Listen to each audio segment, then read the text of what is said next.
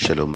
Béni soit le Créateur des cieux et de la terre, lui qui, dans sa grande bonté, dans son grand amour, permet qu'en ces temps de la fin, où tout est en train de basculer conformément à la prophétie, que nous puissions avoir l'opportunité de nous retrouver pour méditer ensemble. Et nous évoluerons donc aujourd'hui dans le cadre de ce thème que nous développons. La différence entre les fruits de l'esprit et les dons de l'esprit. Parce que comprendre cette différence fondamentale nous aide beaucoup à nous protéger de l'activité religieuse très destructrice qui existe en ce moment dans l'univers et qui a été clairement annoncée par la prophétie, et nous donne nous aussi de savoir ce que le Père attend de nous et d'avoir une direction claire quant à notre spiritualité sur le fondement établi par les apôtres. Pas sur un autre fondement, sur le fondement établi par les apôtres. Beaucoup de gens approchaient le Messie, mais peu l'approchaient comme une convocation spirituelle, une convocation divine. Mais ceux qui l'approchaient comme une convocation divine recevaient l'ouverture de leur esprit. Beaucoup allaient vers les apôtres du Messie, mais peu y allaient comme allant. Il y en avait qui n'y allaient pas comme allant vers une convocation divine. C'est pour cela qu'ils ne recevaient pas autant que ceux qui y allaient comme allant vers une convocation. Voilà. Et ceux qui allaient comme si c'était vraiment une rencontre réelle, aller rencontrer le Père, ils ne venaient pas regarder Jocelyn, Valère, ils venaient pour que tout ce qui sera fait participe à les connecter à la source afin qu'ils reçoivent du Père la vie, la parole, la nourriture, la force nécessaire pour triompher du méchant. Alors c'est pour ça qu'ils venaient tout entier. Parce que quand on va comme si on va vers une convocation divine, on est tout entier. Bon, quand on va comme si on va rencontrer les hommes, on se réserve. Et donc on ne reçoit pas. Mais quand on va vers une convocation divine, on est tout entier. La dimension fondamentale qui doit recevoir est l'esprit. Et cet esprit est ouvert et on reçoit et on en ressort édifié. C'est même là que la prophétie peut se réaliser sous nos yeux. Et on voit des choses qui ne sont pas, que ceux qui sont en dehors de cette disposition ne peuvent voir. Amen. La différence entre les fruits de l'esprit et les dons de l'esprit. Nous allons lire deux passages. Le premier passage que nous allons lire, ou même trois, hein. Bon, il y a un que nous connaissons déjà, peut-être que ce n'est pas la peine de le lire. Vous reconnaîtrez un arbre, on reconnaîtra un arbre à ses fruits. Ça, tout le monde le connaît. Alors, on va lire le deuxième passage qui est dans 1 Corinthiens chapitre 13. 1 Corinthiens chapitre 13. Bon, pendant si vraiment un frère et une sœur peut nous ouvrir rapidement ce passage pour faire la lecture. Après, un autre va ouvrir Jacques chapitre 1 verset 17. D'abord, on va lire 1 Corinthiens chapitre 13. Bon, avant de lire 1 Corinthiens chapitre 13, je vais préciser une chose importante qui va aussi nous aider dans la lecture des Écritures. C'est que ceux qui avaient écrit les épîtres comme Paul, ils n'avaient pas segmenté en chapitres. C'était des lettres. Comme si j'écrivais une lettre à maman Jacqueline qui est avec nous. Je ne vais pas dire chapitre 1. Maman Jacqueline, chapitre 1. Tu vois, bon, le jour où je suis arrivé chez toi, je t'ai salué. Bon, j'ai vu la maison était comme ça. Bon, j'étais très content de voir tout le monde en bonne santé. Chapitre 2. Bon, en réalité, tu vois, je voulais te parler comment ça se passe par rapport à la réunion que tu fais souvent les dimanches. Est-ce que tu es édifié? Parce que vraiment, je voulais que tu comprennes que la foi, c'est vraiment connecté aux choses d'en haut. Chapitre 3. Si on vous envoie une lettre pareille, vous allez trouver que c'est bizarre. Donc, l'apôtre Paul envoie des épîtres, les lettres. Donc, il n'y avait pas de segmentation en termes de chapitres. Ceux qui ont segmenté plus tard, ce qu'ils disent, que leur souci était que ça facilite la lecture. Bon, ce qui fait que quand on va lire, ne soyons pas toujours dans la conscience des segmentations. Chapitre 1, chapitre 2, parfois, on perd, on sort du contexte. Mais quand on lit comme une lettre, on comprend mieux pourquoi est-ce qu'il a dit ça avant et pourquoi est-ce qu'il va dire ça après. Ça devient vraiment une lettre que nous lisons et on reçoit l'esprit de la lettre, l'esprit de l'épître. Ok, donc, ce qui fait que, allant dans la lettre qu'il a envoyée aux Corinthiens, la première lettre de Paul aux Corinthiens, donc, qu'on appelait 1 Corinthien, bon, comme ils ont segmenté, on va dire chapitre 13, c'est pour faciliter, donc on se retrouve. Voilà, donc chapitre 13. Mais on va lire, avant le chapitre 13, on va lire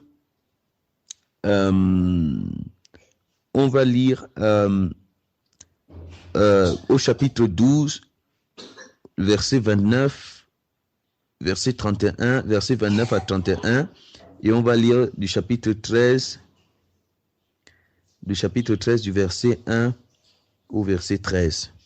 Voilà. Chapitre 13. Donc, 1 Corinthiens, chapitre 12 du verset 29 au verset 31, chapitre 13 du verset 1 au verset 13. Voilà. Oui, Jocelyn. Attends, la sœur Sandrine me fait la... Ah, d'accord. Bon, tu peux lire chapitre 12 du verset 29 au verset 31. La sœur Sandrine va lire chapitre 13 du verset 1 au verset 13. Ok. 1 Corinthiens chapitre 12 du verset 29 au verset 31. Tous sont-ils apôtres? Tous sont-ils prophètes? Tous sont-ils enseignants? Tous font-ils des miracles? Est-il donné à tous de guérir des malades? Tous parlent-ils dans les langues inconnues ou tous les interprètent-ils? Évidemment non. Aspirez aux dons les meilleurs. Pour cela, je vais vous indiquer l'approche par excellence. Amen. À partir du chapitre 13. Supposons que je parle les langues des hommes et même celles des anges. Si je n'ai pas d'amour, je ne suis rien. Je ne suis rien de plus qu'un métal qui résonne ou qu'une cymbale bruyante. Je pourrais transmettre des messages reçus de Dieu, posséder toute la connaissance et comprendre tous les mystères. Je pourrais avoir la foi capable de déplacer les montagnes. Si je n'ai pas d'amour, je ne suis rien. Je pourrais distribuer tous mes biens aux affamés et même livrer mon corps aux flammes. Si je n'ai pas d'amour, cela ne me sert à rien. Qui aime est patient et bon. Il n'est pas envieux, ne se vante pas et n'est pas prétentieux. Qui aime ne fait rien de honteux, n'est pas égoïste, ne s'irrite pas et n'éprouve pas de rancune. Qui aime ne se réjouit pas du mal, il se réjouit de la vérité. Qui aime supporte tout et garde en toutes circonstances la foi, l'espérance et la patience. L'amour est éternel. Les messages divins cesseront un jour. Le don de parler en des langues inconnues prendra fin. La connaissance disparaîtra. En effet, notre connaissance est incomplète et notre annonce des messages divins est limitée.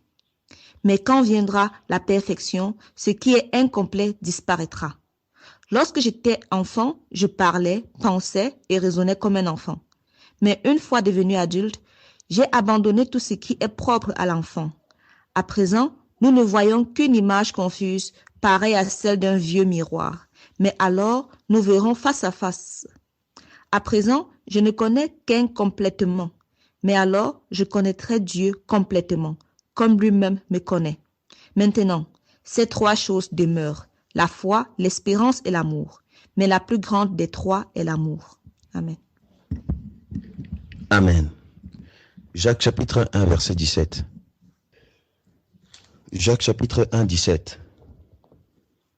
Jacques chapitre 1, le verset 17. Tout bienfait et tout don parfait viennent d'en haut. Ils descendent du Père des Lumières, en qui il n'y a ni changement, ni l'ombre d'une variation. Amen. Amen. Merci beaucoup. Merci. Bon, nous avons lu ces deux passages auxquels nous ajoutons celui qui dit que vous reconnaîtrez un arbre à ses fruits. Et ici, le point que nous voulons développer ensemble pour notre édification, c'est la différence entre les fruits de l'esprit et les dons de l'esprit. Bon, voyez-vous dans le passage du chapitre 12 de 1 Corinthiens, le dernier verset, après que l'apôtre Paul ait traité la question concernant les dons, parce que c'était une question qui avait été évoquée au sein de la communauté des Corinthiens, de Corinthe. Donc, il voulait traiter cette question par rapport aux dons qui se manifestaient dans la communauté.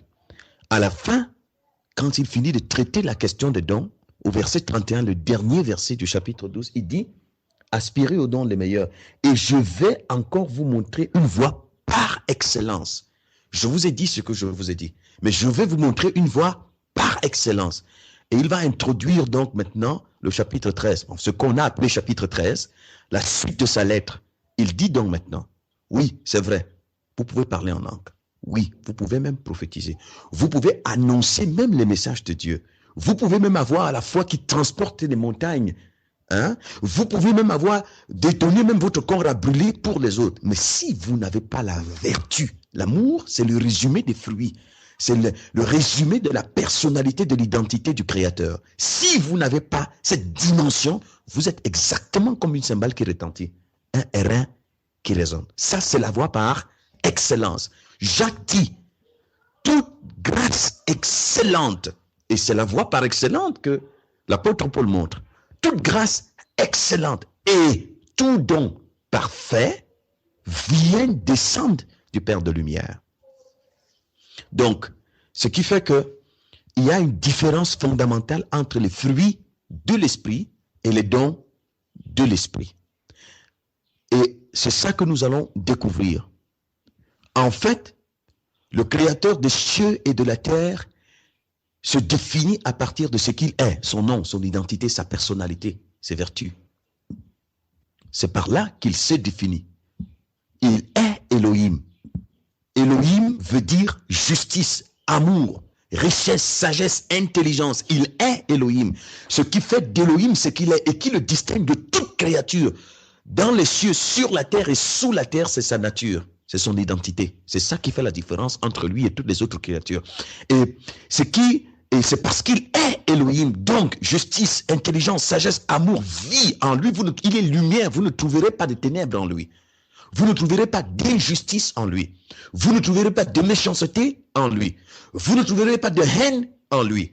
Vous ne trouverez pas de rancune en lui. Vous ne trouverez pas de jalousie en lui. Vous ne trouverez pas de convoitise en lui. Vous ne trouverez pas de passion autre que lui-même en lui. Vous ne trouverez pas de tout ce qui est méchant en lui. C'est ce qui fait qu'il se distingue de toute créature parce qu'il n'est pas une créature, il est le Créateur. Il dit, l'apôtre Jean dit dans 1 Jean, je passe au premier chapitre, il dit, Dieu est lumière. Et il n'y a point en lui de ténèbres. Si nous disons que nous sommes en communion avec lui et que nous marchions dans les ténèbres, nous mentons et nous ne pratiquons pas la vérité. Parce qu'il est lumière. C'est ça son identité. Il y a un autre passage qui dit, il est amour. Si je dis que je l'aime et que je aime mon frère que je vois, mais je suis tout entier dans les ténèbres. Je ne l'ai jamais connu. Je ne l'ai jamais connu. Il y a une question que le Messie va poser à tout, une question de face à laquelle beaucoup seront, quand ils seront devant le juge qui est le Messie, le Christ. Plusieurs viendront défendre leur cas et diront, n'ai-je pas prophétisé en ton nom? N'ai-je pas guéri les malades en ton nom? Prophétiser, ça peut être annoncer l'évangile, prêcher l'évangile en ton nom. N'ai-je pas accompli des miracles en ton nom?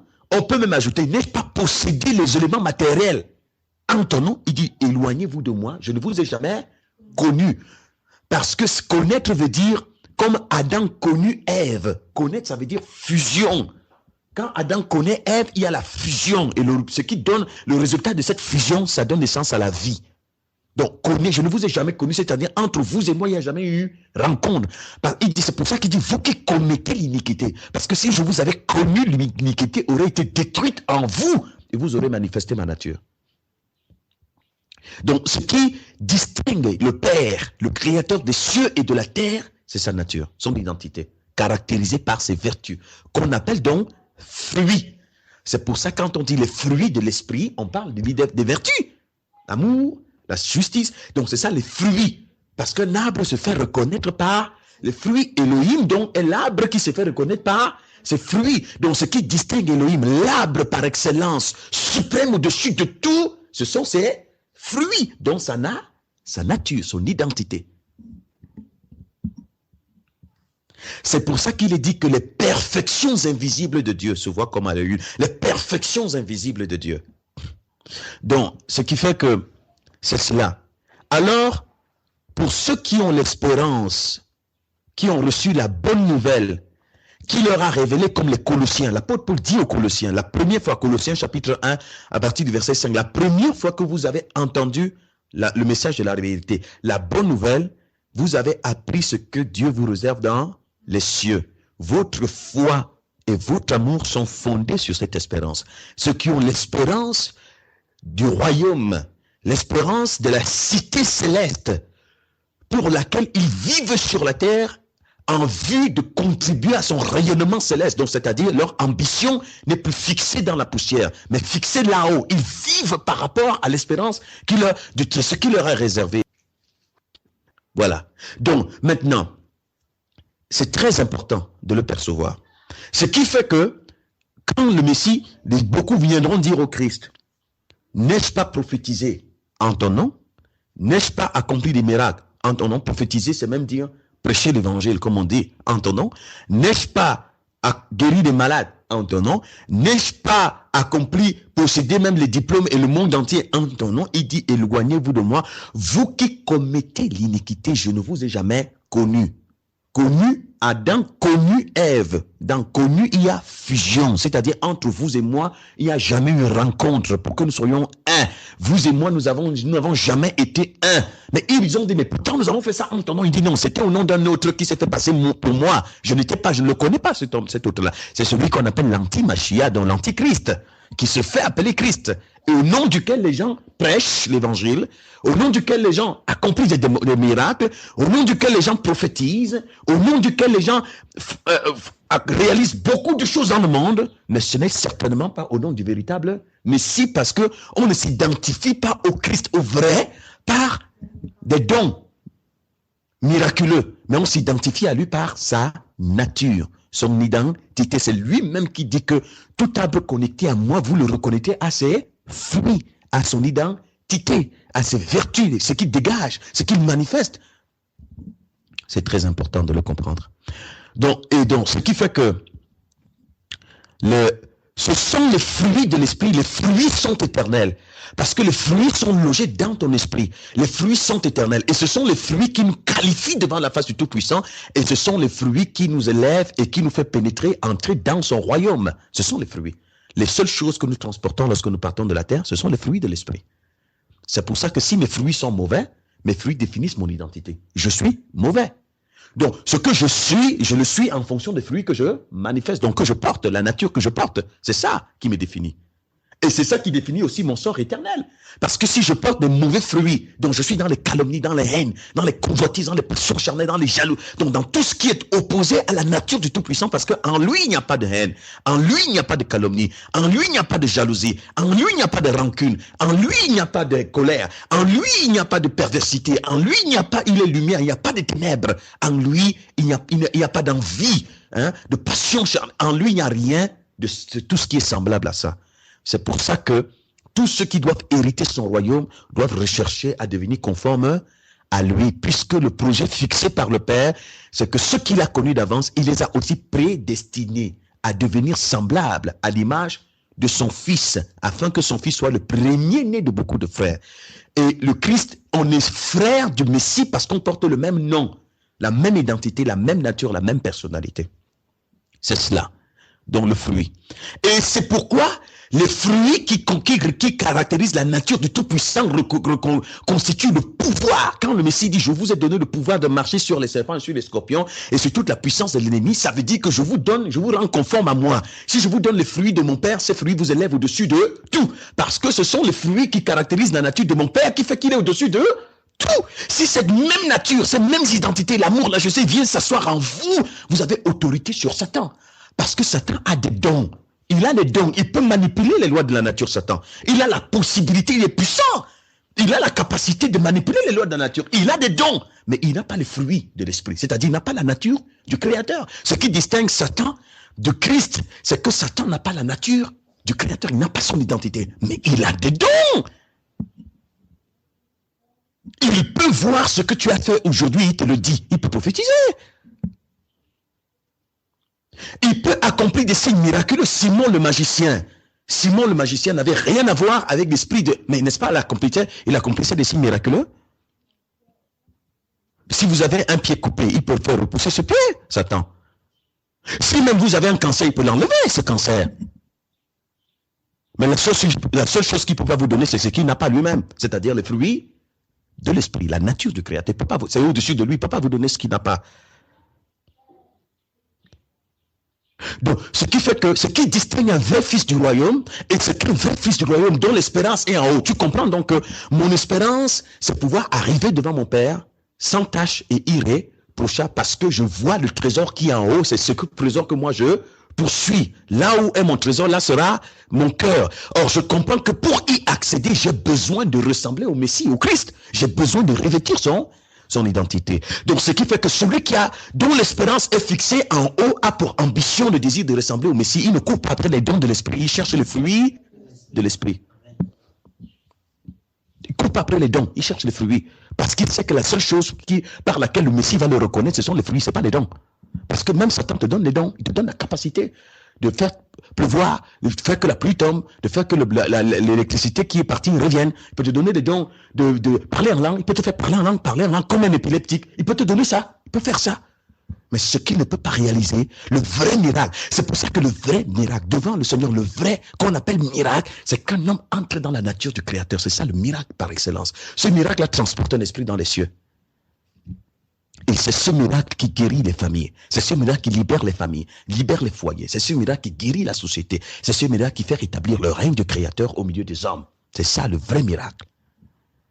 Donc un homme qui a reçu la vraie bonne nouvelle, cette bonne nouvelle lui révèle ce que le Père lui réserve dans les cieux. Et cette bonne nouvelle lui montre aussi le moyen d'y accéder. Et le seul moyen d'y accéder, c'est de devenir conforme au Christ en revêtant les fruits. Donc lui, ce qu'il cherche dans sa spiritualité, c'est chercher à ressembler au Messie. C'est pas chercher à avoir les dons. Parce que les fruits sont plus grands que les dons. Parce que les fruits sont éternels. Les dons vont rester sur la terre. Les prophéties cesseront. Le parlant va rester. Les saints vont rester. Mais la seule chose qui traverse les cieux et qui arrive au sommet de tout et qui résiste à l'éternité, ce sont les fruits. Donc c'est très important, mes bien-aimés, c'est très important. On n'atterrira pas devant le Créateur en disant j'ai construit des maisons, j'ai bâti.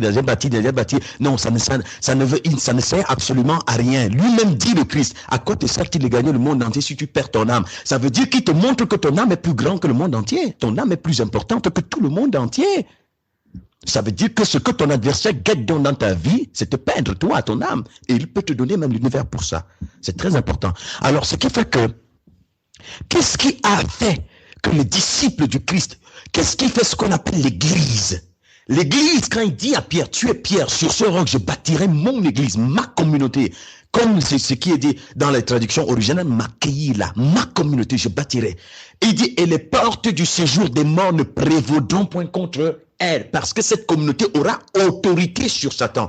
Qu'est-ce qui donne autorité à l'église? Les vertus et les fruits, le pouvoir sur les forces spirituelles nous est conféré par les fruits. On se lève au-dessus des puissances manipulatrices par les fruits. Chasser Satan, c'est par les fruits. Si tu as le triomphe sur la haine, il ne peut plus te dompter. Les gens vont se fatiguer à faire les cures d'âme, ça ne sert à rien. La seule vraie cure d'âme, c'est le dépouillement de ton esprit, de la méchanceté qui t'habite pour revêtir la nature du Messie. Quand tu rentres là-bas, c'est la cure d'âme. Tout est rompu. Tu sors de la manipulation des forces spirituelles méchantes.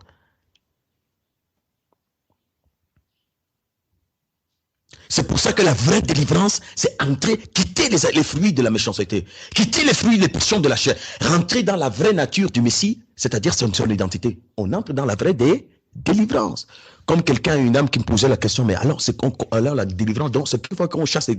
Je dis, ma soeur, imagine une pièce où il y a des ordures à l'intérieur. Ces ordures attirent quoi? Les mouches, n'est-ce pas? On vient délivrer la pièce, qui pue d'ailleurs. On chasse les mouches au nom de Jésus. On chasse les mouches partent, les mouches reviennent. On chasse, les mouches partent, les mouches reviennent. Parfois même le nombre se multiplie de ces mouches-là. On va se fatiguer à faire cet exercice comme ça se pratique dans les communautés où les gens sont délivrés tous les jours, ministère de la délivrance tous les jours. Les mêmes gens sont délivrés 400 000 fois. La meilleure délivrance, n'est-ce pas, c'est de nettoyer la pièce de ses ordures. Tu nettoies bien, tu enlèves les ordures, tu jettes dehors, tu vas jeter, tu vas brûler même. Tu laves toute la pièce. Est-ce que les mouches vont revenir? Donc, si nos cœurs sont remplis de cette méchanceté, cette nature du mal, mais aussi longtemps, c'est ça là notre possession, c'est là notre servitude, et c'est là la source de nos malheurs, même si on possède l'univers tout entier, parce que les cœurs sont sales, les vêtements intérieurs sont souillés. Mais pour nous tromper, le méchant peut nous revêtir des dons de l'esprit. Et nous commençons à manifester les dons pour nous tromper. Et pour aboutir à ce que le Christ a dit, n'ai-je pas chassé les démons en ton nom? Il dit, je t'ai jamais connu, toi. Esprit souillé que tu es, je t'ai jamais connu. Donc, mes bien-aimés, ce qui a fait de l'Église, ce qu'on appelle l'Église ne s'est pas distinguée par les dons.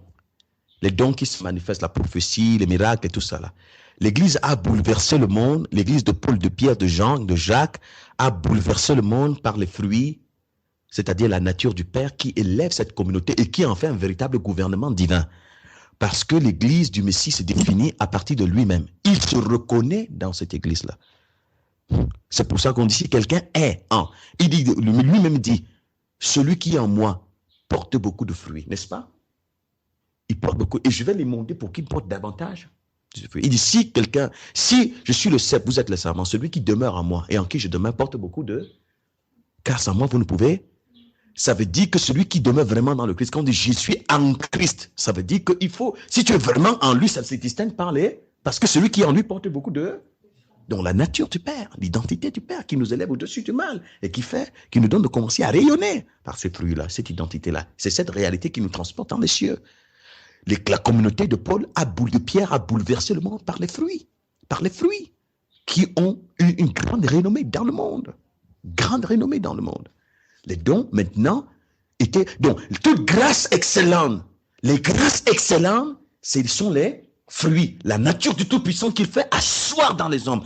Maintenant, ces grâces excellentes sont accompagnées par les dons parfaits. Les dons parfaits, c'est maintenant des fonctions dans l'Église par lesquels les fruits que j'ai se manifestent. Il a fait des dons comme apôtre, pasteur, prophète, enseignant, ainsi de suite, pour le perfectionnement des saints. Il y a des dons qui ont une fonction, qui ont une valeur, je vais dire quoi, qui confère l'autorité à ceux qui les possèdent. Maintenant, il y a des dons qui sont à un niveau que tout le monde peut avoir. C'est-à-dire, il y a, comme par exemple, Dorcas, elle avait des dons. Hein? Dorcas, elle avait il y avait le don de la libéralité, par exemple, ceux qui ont le don de la libéralité dans la communauté, c'est-à-dire vraiment, ils ont des ressources que le Père met à leur disposition, ils participent à l'édification des autres. Tel a le don de, tel a le don de, voilà. Maintenant, en fait, ce qui faisait la force de la communauté, ce n'était pas ces dons. Les dons parfaits ne sont parfaits que lorsqu'ils servent des grâces excellentes. S'il n'y a pas de grâces excellentes, les dons ne servent à rien. Je vous prends un exemple. Je viens vous prêcher.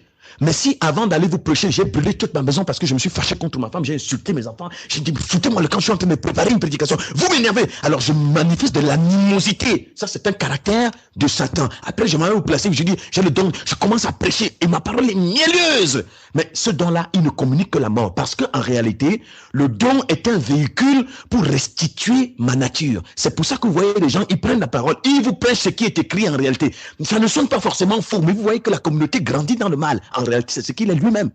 Parce que par le don n'est qu'un moyen, un outil de communication, un véhicule qui transporte la nature de l'homme qui vous parle. Ça veut dire que si Satan vous parle, vous l'écoutez, Même s'il vous a dit aime Dieu, quand tu te disposes à ça, tu te suis, c'est sa nature que tu vas recevoir. Parce que le don n'est qu'un moyen pour communiquer la nature que je porte. C'est pour ça qu'il y a des grands rassemblements où des hommes se font appeler envoyés de Dieu, mais c'est des gens chargés d'iniquité qui rassemblent des gens avec je veux dire quoi, la capacité de produire certains signes. Les gens les retrouvent, mais vous allez voir les mêmes personnes qui vont là-bas, quand ils sortent de là, vous voyez leur vie, ils ressemblent à ces prophètes. Pourquoi? Parce que c'est un transfert d'esprit, c'est-à-dire la nature qui est en eux va se transférer au travers de sa communication et des dons qu'il va utiliser. Comme ton esprit est ouvert, tu reçois ce qu'il est, mais comme tu ne le connais pas, mais c'est sa vie qui va montrer que tu as rencontré un autre. Donc, ce qui fait que ça ne sert absolument à rien. Comme l'apôtre Paul a dit, ça ne sert à rien. Je peux chanter. Je dis, c'est un don de chant. Mais si ce don ne véhicule pas l'identité du Messie, n'a pas pour vous véhiculer, ce don-là va véhiculer la mort. C'est pour ça que vous écoutez souvent certaines musiques. Parfois même, elles sont dites chrétiennes. Mais quand vous avez fini de les écouter, vous avez envie de vous marier. Allez, vous vous rendez compte que les passions qui sont en vous renvoient au monde. J'ai envie d'une voiture. Vous ne comprenez pas que ça vient de la musique que vous avez écoutée parce que la personne qui chante n'a utilisé ce don que l'identité qui est en elle, c'est la nature de Satan qui se sert de ce don pour véhiculer la nature de l'impie. C'est ainsi qu'on parle, comme quelqu'un a parlé de l'envoûtement, l'ensorcellement. Alors, l'homme qui a l'espérance dans les cieux ne court pas après les dons qu'il voit dehors. Prophétie, il y a le prophète, il y a un grand prophète. Non, il cherche les fruits. Il sait que la restauration dans les fruits, c'est la délivrance totale de son existence. Et il va vers la vie. Il sait que dès qu'il accède, il cherche à devenir conforme au Messie. Il a vaincu la mort. Il entre dans la victoire sur la mort. Il entre dans la victoire il entre dans la liberté totale. Totale. Par la conformité au Messie, tout se résout. C'est pour ça qu'il dit, si donc, le Fils vous a franchi, vous serez réellement libre. Si vraiment vous avez connu le Messie, vous entrez dans une totale liberté. Il ne vient pas en vous, après vous avez besoin de délivrance encore. Ça veut dire que son affranchissement est inutile. Il est inefficace. Il est entré en vous, mais il a trouvé qu'il y a des liens plus forts que lui. C'est pour ça que vous avez besoin d'aller chez un prophète pour vous délivrer encore. On dit quelqu'un qui est en Christ, Christ est en lui, mais il a besoin d'être délivré.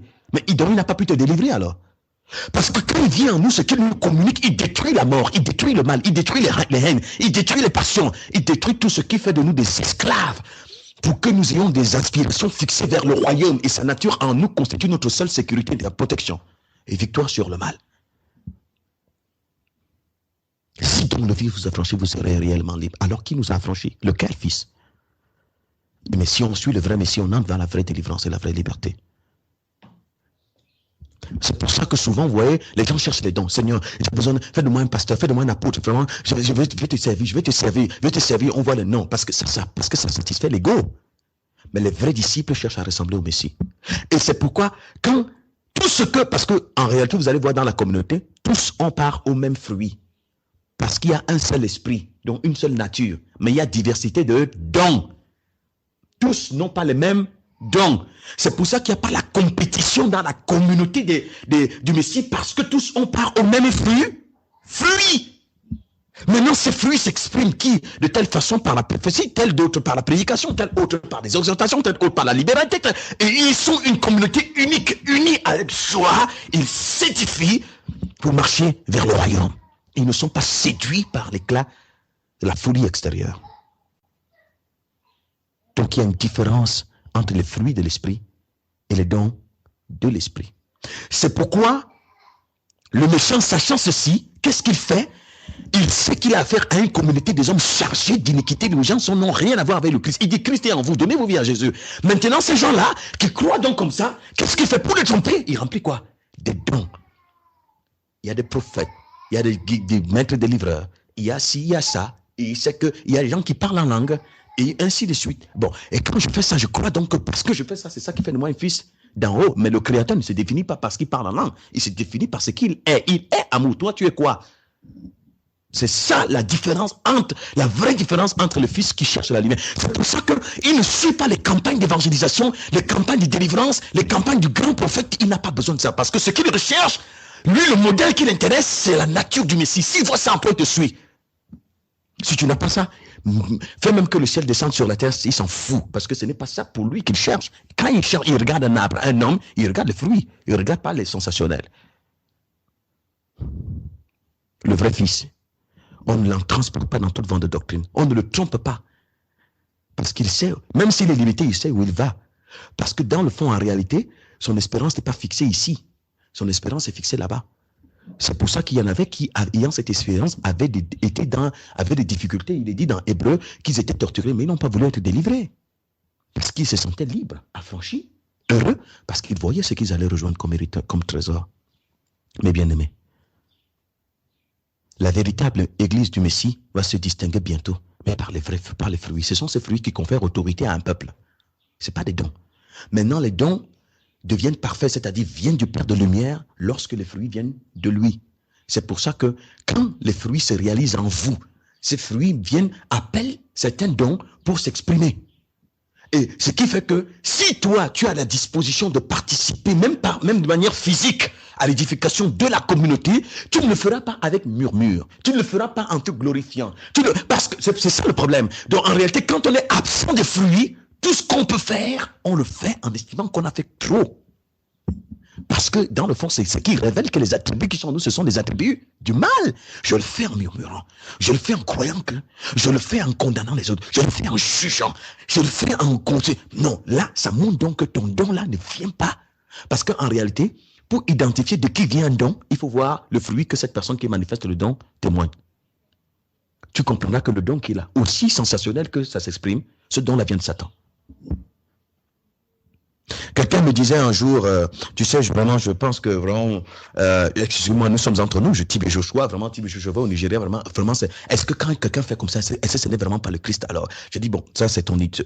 Tu parles, en fait, en réalité, parce que tu es simplement ignorant.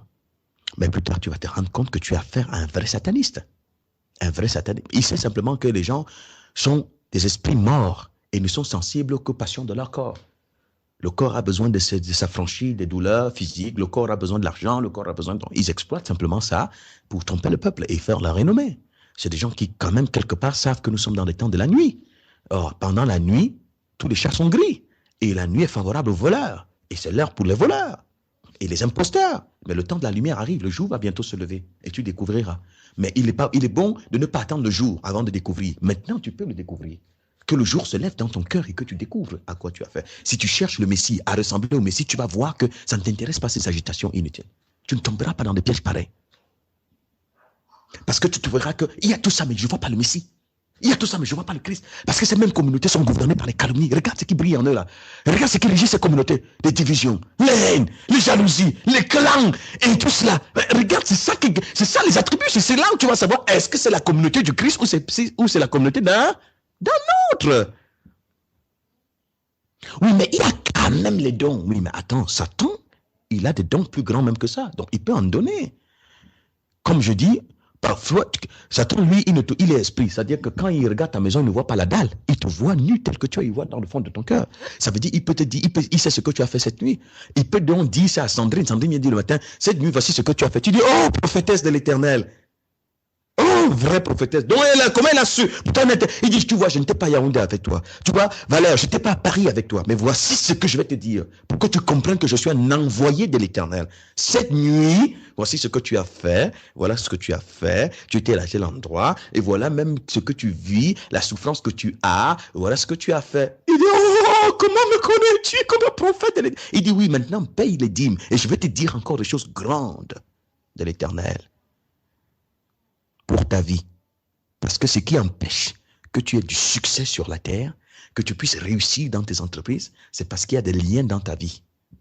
Et comme le désir de Valère, c'est de réussir sur la terre, il va se livrer à ce prophète. Mais si, imaginez Valère, son aspiration, c'est d'accéder au trésor d'en haut et de ressembler au Messie. Quelqu'un vient lui parler comme ça, il dit, mon type, tu es faux. Si tu étais vraiment l'envoyé du Messie, tu me montrerais comment ressembler au Christ.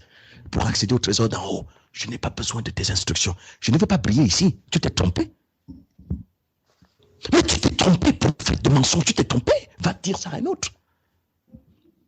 Si vraiment tu t'es envoyé de l'Éternel, parce que mes angoisses au quotidien, c'est de ressembler au Messie. Et ce convoi du trésor d'en haut, je vis mes limites sur la terre. Si tu étais vraiment un... Parce que quand je prie au Seigneur, je lui dis, Seigneur, affranchis-moi, décharge-moi de tout poids ici. Je ne veux plus vivre comme je suis. Je ne veux plus que cette méchanceté en moi. Parce que je veux ressembler au Christ. Je veux porter sa nature. Je veux manifester les vertus sur cette terre. Je prie tous les jours. Si tu avais vraiment envoyé, ce serait pour répondre à mes prières. Mais toi, tu viens me parler des affaires qui ne m'intéressent pas. Briller sur cette terre, mais je m'en fous. Je veux accéder à l'étage en haut. Tu es un faux prophète. Et ce que tu as vu, même Satan a vu ça. Il me voit même aussi. Mais le Père me protège. Et il va brûler sur place, ce prophète-là. Parce qu'il va comprendre que donc, il y a la lumière sur la terre. Il va comprendre que c'est sérieux, il y a la lumière déjà sur la terre. C'est très important. C'est très important. Il y a une différence entre les fruits de l'esprit et le don. Ne cherchons pas les dons, cherchons les fruits. L'apôtre dit, je veux vous montrer une voie par excellence. Si vous cherchez les fruits, la meilleure façon de savoir que les dons viendront et que ça vient du Père, c'est de ne pas les chercher. Cherchez les fruits et les dons viendront naturellement pour que vous puissiez être édifiant et utile pour le perfectionnement des saints. Cherchez pas à être prédicateur de l'évangile. Cherchez pas à être prophète. Cherchez simplement à ressembler au Messie. Le reste suit. Et c'est la preuve que quand vous êtes dans cette disposition, quand vous sentez maintenant des dispositions à participer, quel que soit ce que vous ressentez à l'édification de la communauté, c'est bon. Et c'est pour ça que celui qui se dispose ainsi, moi qui vais prêcher, je ne me glorifie pas parce que j'ai dit une bonne parole qui a été mielleuse. Mais quand je finis moi-même, je rentre en moi-même pour dire, fais attention, il faut que tu ressembles au Messie. C'est pas parce que tu as bien prêché que tu seras sauvé, toi. Hein? C'est pour ça que l'apôtre Paul dit, je peut-être durement mon corps, je le tiens assujetti, afin qu'après avoir prêché aux autres, moi-même je ne sois pas désapprouvé. Il faut que je sois approuvé. C'est pour ça que moi-même je pars au même. C'est pour ça qu'il n'y a pas de compétition. C'est pour ça donc que quand j'ai fini, je considère Valère même comme étant au-dessus de moi. Parce que dans le fond, après avoir dit ce que j'ai dit, je sais que je serai jugé à partir de mes propres paroles. Donc je commence à supplier le Père, rends-moi conforme au Messie. J'ai besoin de lui ressembler. J'ai besoin d'entrer dans les vertus. J'ai besoin de quitter les passions de la chair. J'ai besoin de quitter les contestations. J'ai besoin d'entrer dans les vertus. J'ai besoin d'aimer même mon prochain, même mon ennemi. J'ai besoin d'être investi parce que c'est ça ma sécurité, c'est ça ma joie. Et je veux vivre comme ça jusqu'au dernier jour. Imaginez une communauté des hommes et des femmes qui ne cherchent pas les dons, mais qui cherchent les fruits. Ça, c'est la communauté du Messie Yeshua. Et nous en sommes appelés à faire partie de cette communauté. C'est pour ça que quelqu'un qui est comme ça, il fait attention, très, très attention à lui-même. Les bien-aimés. Nous avons aujourd'hui, si l'Église s'est distinguée par les dons, n'est-ce pas, ce qu'on appelle l'Église aujourd'hui a les dons, c'est plein partout. Hein? Il y a les dons de miracles ici. Ils sont là, ils font des campagnes partout. Il y a des dons. Mais pourquoi est-ce qu'on ne bouleverse pas le monde? C'est même plutôt le monde qui est bouleversé. C'est même plutôt ce qu'on appelle l'Église qui est bouleversée par le monde. Parce que ce ne sont pas les dons qui bouleversent le monde. Ce qui bouleverse le monde, ce sont les fruits. C'est-à-dire le Père, lui, par exemple, c'est ça, c'est lui qui bouleverse le monde. C'est ça. C'est ça. Heureux ceux qui lavent leur robe. Heureux ceux qui purifient leur robe. Heureux ceux qui se purifient. Ils vont manger de l'arbre de vie qui est dans le jardin de mon Père. Mais les êtres abominables, c'est pour ça qu'il veut nous défaire de toutes les réalités abominables en nous attachés à notre être. Oui, c'est pour cela. Et nous transporter, nous connecter dans l'éternité. Et nous cessions d'être ballottés par tout vent de doctrine et toute spéculation inutile, par tout mouvement dans l'apparence éclatant, mais dans le fond diabolique, dans le but de souiller les esprits. Tu as un don, mais l'objectif de ce don, c'est de souiller ton. C'est pour ça qu'il était dit, ne confiez pas de responsabilité à un jeune converti. Parce que si vous confiez des responsabilités à un jeune converti, s'il a certains dons, il va se perdre. Il va se perdre. Laissez le jeune converti grandir dans la nature du Messie, et puis les responsabilités viendront au fur et à mesure. Au fur et à mesure. Parce qu'il va se prendre la tête et tomber dans le piège de Satan. Puisque ce qui est plus important pour le converti, c'est qu'il soit sauvé. C'est pas qu'il devienne prophète.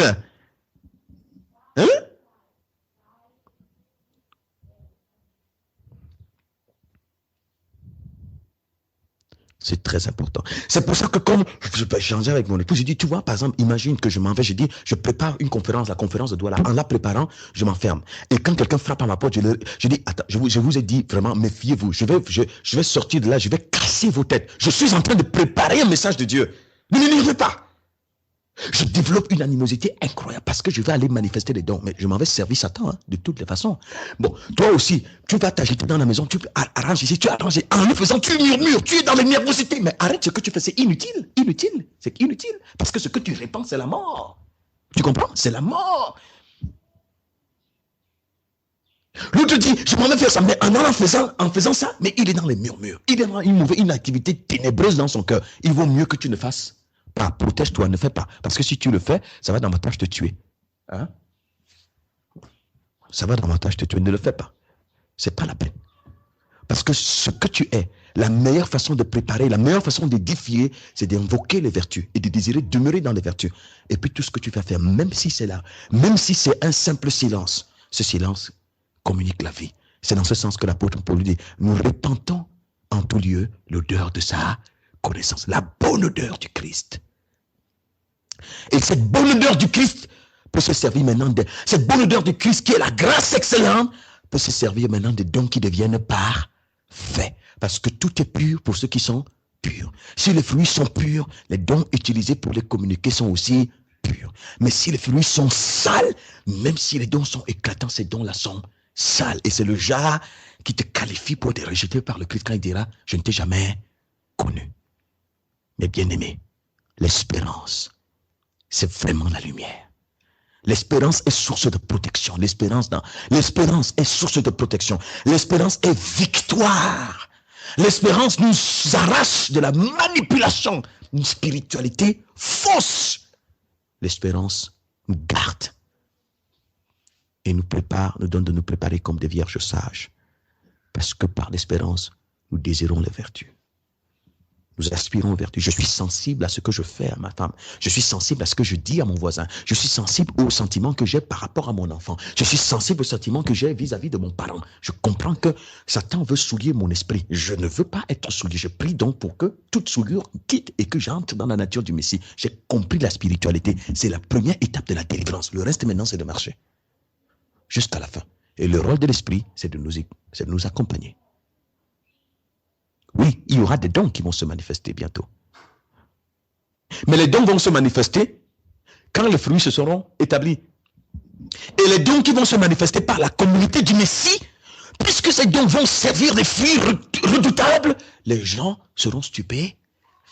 Mais la communauté ne se distingue pas par les dons, mais par les fruits. Les dons ne sont que les moyens d'accompagnement. Ça veut dire que même si je ne vois même pas, encore que le simple fait même de me rendre disponible pour participer à l'édification par un chant, ça fait partie des dons. C'est une disposition. Et comme le frère Valère a dit, quand je viens, je ne viens pas comme venant me promouvoir. Je viens parce que j'ai médité cette nuit, il y a une parole telle que je vais dire aux gens, on va dire, mais Fabrice prend même ses révélations là-haut. Mais vraiment, il a des révélations. Et puis je dis, voilà. Après, quand on finit, là, je dis à ma femme, tu vois, il ne faut pas mépriser. C'est pour ça qu'elle parle-moi avec beaucoup de respect. Tu as vu comment on respecte là-bas? Avec les révélations que je donne.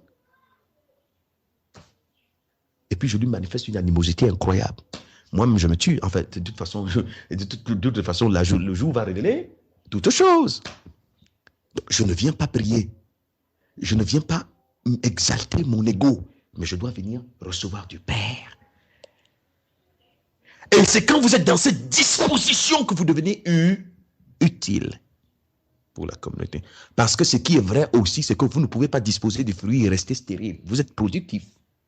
Chacun contribue selon les dispositions que le Père lui donne. L'orteil, donc, ne verra pas que le bras, l'orteil ne verra pas que le bras a plus de privilèges que lui. Non, l'orteil fait ce qu'il fait, il le fait avec joie. Parce que dans le fond, à partir de votre espérance, vous avez part au même héritage. Et chacun, l'orteil manifeste les vertus à son niveau, le bras manifeste aussi les vertus. Il manifeste la même chose. C'est pour ça que nous recevons le même esprit, mais qui peut s'exprimer de différentes manières, par différents moyens. Un seul esprit, mais diversité de dons. C'est pour ça que pour finir, l'apôtre Paul parle aux Corinthiens. Il dit, imaginez que vous passez votre temps à parler, en parlant, et qu'un non-croyant rentre dans votre communauté. Mais il va vous trouver comme des fous, il va partir, il va fuir.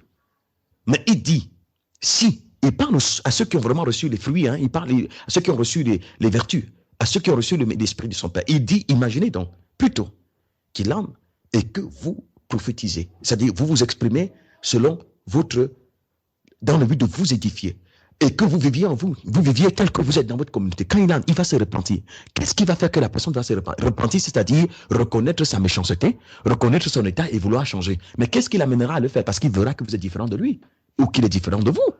Donc, c'est par les vertus que vous allez manifester au travers des mécanismes que le Père va vous donner, que lui va découvrir son état. Donc, le but d'une communauté qui brille dans les vertus, c'est une communauté qui permet aux pécheurs de se repentir. Mais les dons, tout le monde se cache dans les dons. Même le sorcier se cache dans les dons.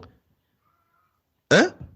Le don d'exploser la télé. Le don lui, il va venir entrer aussi dans ce spectacle. Chacun, vous êtes tous des sorciers, chacun, avec des dons. Le pasteur là, il a le don de. Le prophète là, il a le don de. Toi aussi, tu te bats, toi, le chrétien, le fidèle, toi aussi, tu as une communauté pleine de dons, mais remplie d'impureté et d'abomination. Il vaut mieux une communauté pleine de vertus. Mais ces vertus sont en eux-mêmes des dons incroyables, redoutables, merveilleux, qui transportent les âmes dans les cieux. Ça veut dire que ce que le Père attend de nous, ce n'est pas le produit de notre agitation religieuse ou sociale. C'est la transformation de notre être à l'image de son Fils.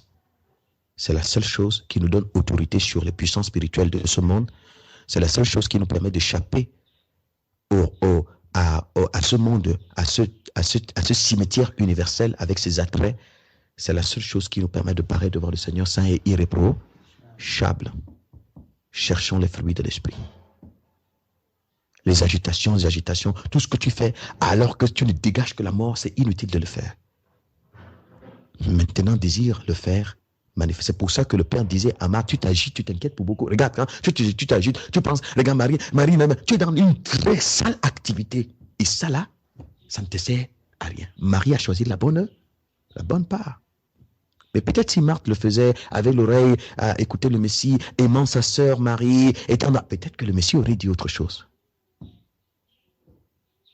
Avec joie.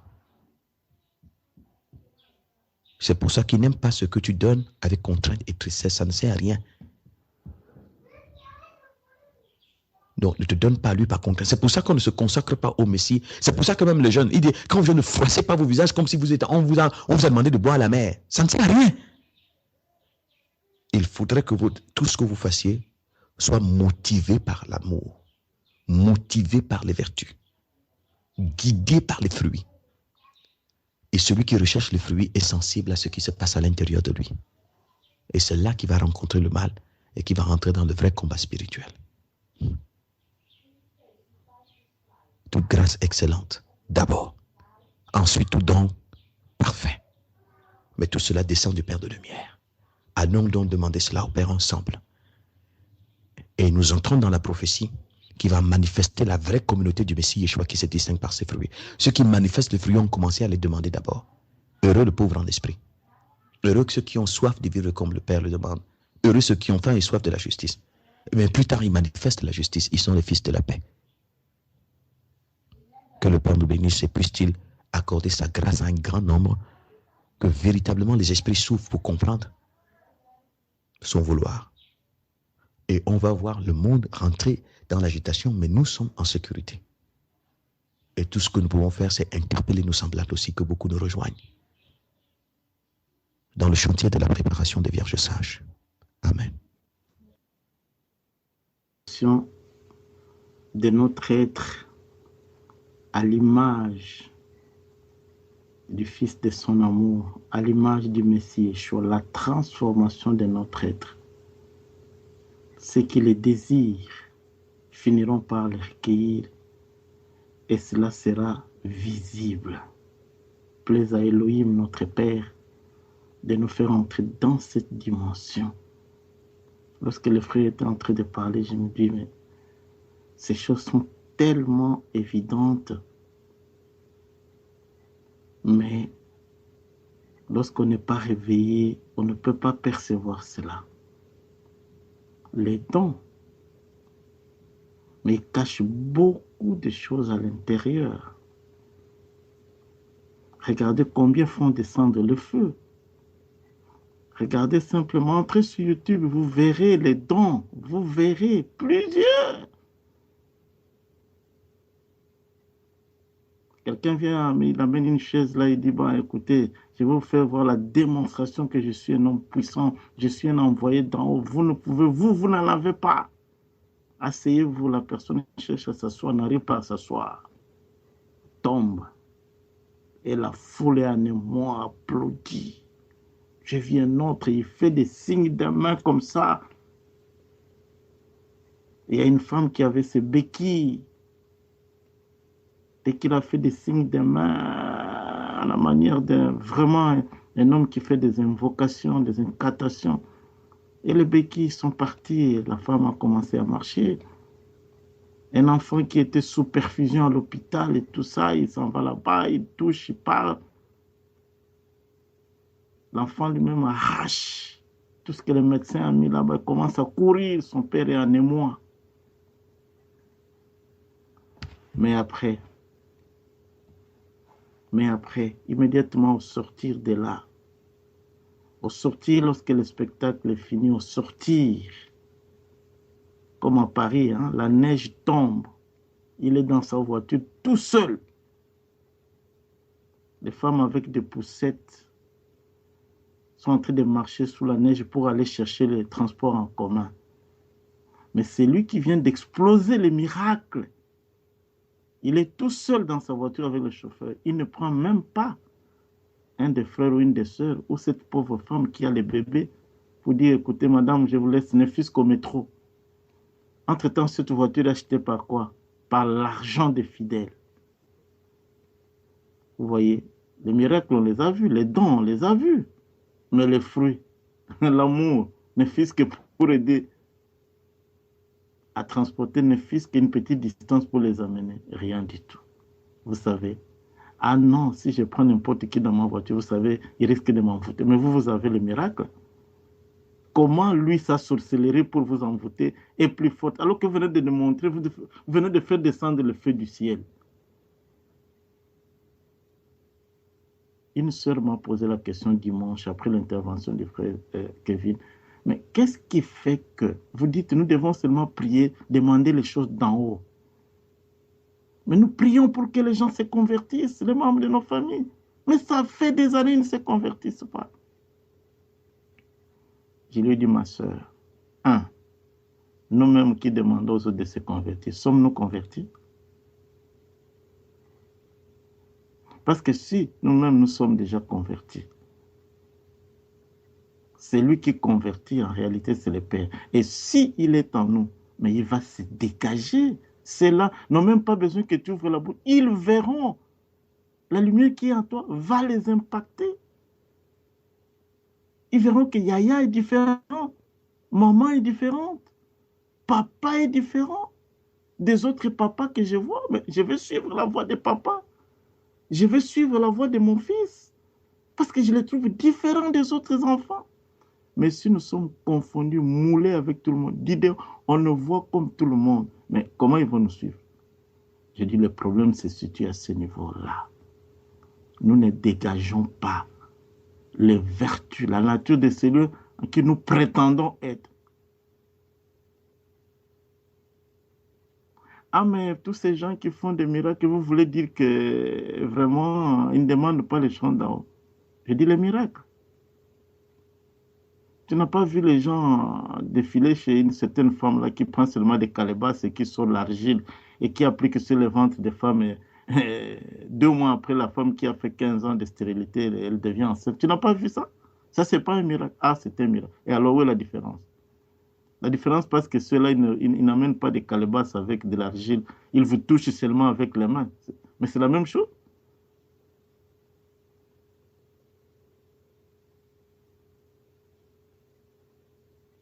C'est lui qui a les dons qui viennent d'en haut. On verra également l'expression de ces dons au travers des fruits qu'il produit. l'amour, il va aimer. Mais lorsque les miracles s'accompagnent de la haine, il faut se poser la question. Si ça vient d'en haut, oui, ça veut venir d'en haut, mais en haut, il n'y a pas seulement qu'Elohim. Bien-aimé dans le Seigneur, la transformation de tout notre être à l'image, à la ressemblance du Fils de son amour, Yeshua, c'est celle qui fera que la communauté soit vue et impacte ceux qui sont encore en dehors et qu'ils viennent. Ça ne sera ni les dénominations, ni les miracles, ni tout ce que nous pouvons faire exploser, mais l'expression de la nature d'Elohim en nous qui fera que les autres viennent. Et cette transformation, nous-mêmes, nous la sentirons, qu'il y a quelque chose qui se passe en nous. Si on n'arrive pas encore à cela, ça ne sera que vanité. Nous resterons toujours dans les ténèbres. Amen.